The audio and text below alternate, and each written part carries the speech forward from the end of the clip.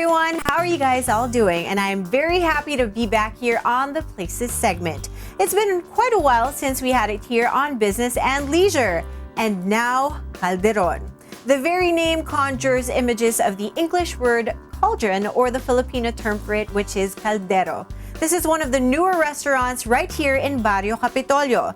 And when we dropped by the restaurant, one of the three owners, Mr. Ramon Carballo, was there to talk about this restaurant and its growing popularity among the Pasiguenos. We asked him why the name. Our first outlet was in San Juan, and during our discussions on what unique name to come up with, it so happens our first outlet is located along Calderon Street in San Juan. F. Calderon Street, no? And since Calderon is may caldero yun eh, no? So Calderon, caldero, so it's somehow related to kitchen equipment, kitchenware and all that. So because why don't we call it Calderon, no? The owners are three friends who grew up in the San Juan area, a place that they love. Mr. Ramon Carballo retired from the corporate life he used to enjoy. And since he loves to dine out and discover new restaurants, he and two of his friends, Miss Marmy Perez and Angelo Melo, were toying with the idea of getting into the restaurant business. But that time, wala pa kaming location, no? It's when there was an available location in San Juan, Little Baguio, that Marmy Perez, who is really our major owner, no, of the restaurant, decided to pursue it, no, using that space, no. So in a way you can say na nauna yung space, and it helped us to fast track the establishment of the restaurant that it is today. It was easy for the group to conclude that the general area of San Juan had residents who loved to eat and who had the means to enjoy good food. This is their second outlet located in Bario Kapitolyo in Pasig, a place that is fast becoming another food street.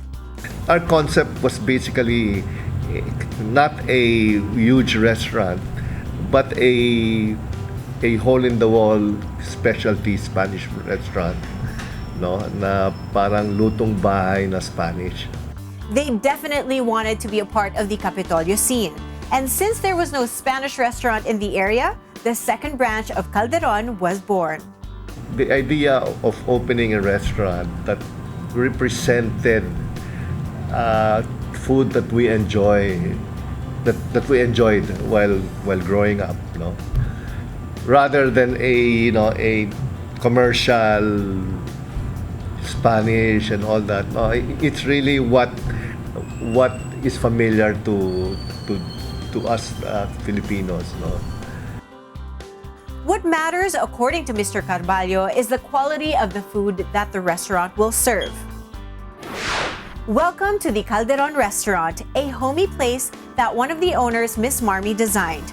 She happens to be an interior designer, and her concept here is to combine the Spanish home-style cuisine with an ambiance that evokes the warmth of home. Calderon carries that old Spanish look.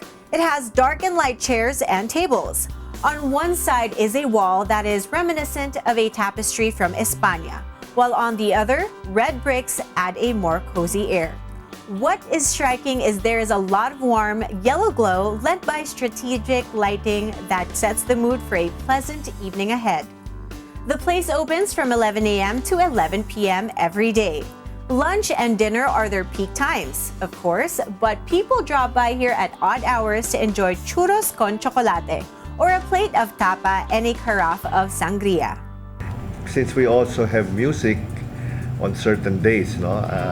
I know in San Juan it's Wednesday. Here, I'm not sure, but there's somebody who comes in to play the guitar and sing and all that, and keyboard. We do attract some of the younger crowd that wants to unwind after a busy day at the office. Calderon also accepts private functions, of which they've had plenty of in recent times, as they enjoy the resto's best sellers. We're very known for our paellas, no? I'm confident that our paellas are, well, not only confident because there are best sellers, no? Na binabalikan ng mga favorites yan, no? But we are known for our paellas. No?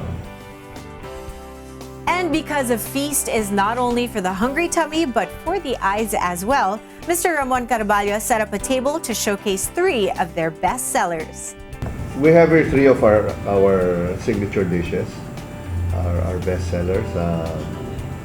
On my right is the pollo iberico, or Iberian chicken, which is a dish that is pretty well known. We have our version from a recipe handed to us by Miss Marmy Perez, one of our partners.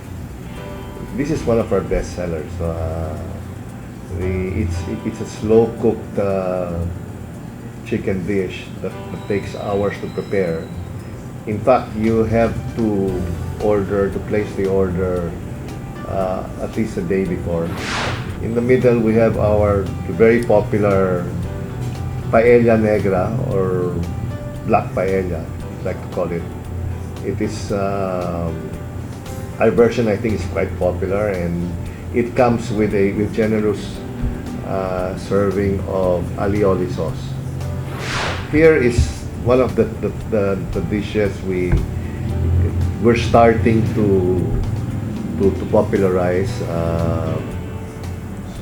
This is our version of roasted garlic butter crab, no? And it's we give you 750 to 800 kilo crabs, roasted in lots of garlic, in butter, in olive oil, and roasted for a few minutes.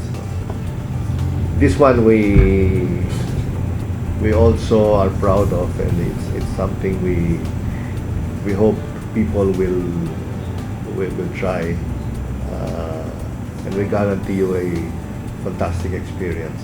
Indeed, what a spread that is. A feast for the senses indeed. We'd like to invite everyone to try Calderon. We already have 3 outlets. The first one being in San Juan, Little Baguio, and our Pasig outlet is our second outlet here in Bario Kapitolyo. And last year we opened another one in Makati at the Salcedo village. And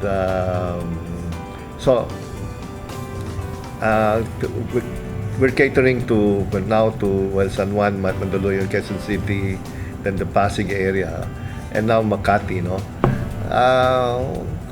Maybe one of these days we will move further down to the south, like the Alabang area, but we are doing this very carefully, as we don't want to compromise our food quality, our service, no?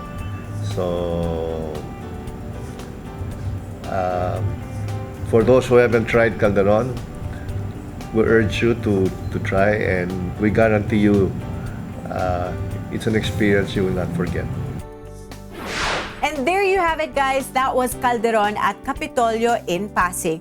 Do make sure that you drop by here one of these days, okay? And I will see you guys again next time for another great discovery. I am Sarah Hernandez.